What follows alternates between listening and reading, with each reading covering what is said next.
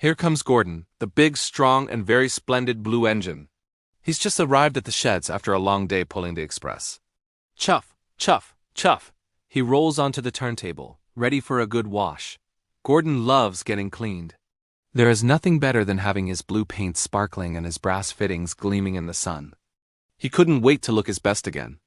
A proper wash for a proper engine, he thought to himself proudly. He closed his eyes, imagining how shiny he would look. Just then, who should puff into the sheds but James, the splendid red engine. James was already clean and shiny, and he was feeling very boastful. He saw Gordon covered in soot and dust from his long journey.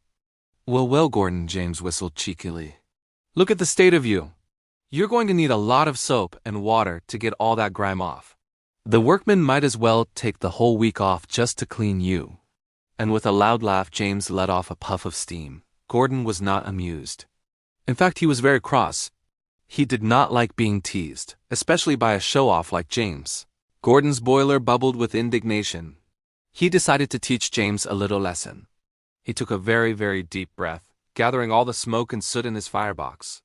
He held it in for a moment, his cheeks puffed out. Then, with a mighty whoosh, he blew it all out through his funnel. A huge, thick, black cloud of smoke billowed out, filling the entire shed. It was so thick you couldn't see a thing. Coughing and spluttering could be heard from all the engines. When the enormous cloud of smoke finally cleared, everyone gasped.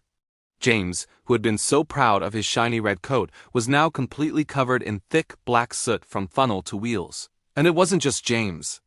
Gordon and all the other engines in the shed were also as black as coal. You could only see their wide eyes and surprised mouths peeking through the darkness. For a moment, there was silence. Then Gordon started to chuckle. His chuckle grew into a loud, rumbling laugh. Well, James, he boomed, it looks like we all need to take the week off to get clean now.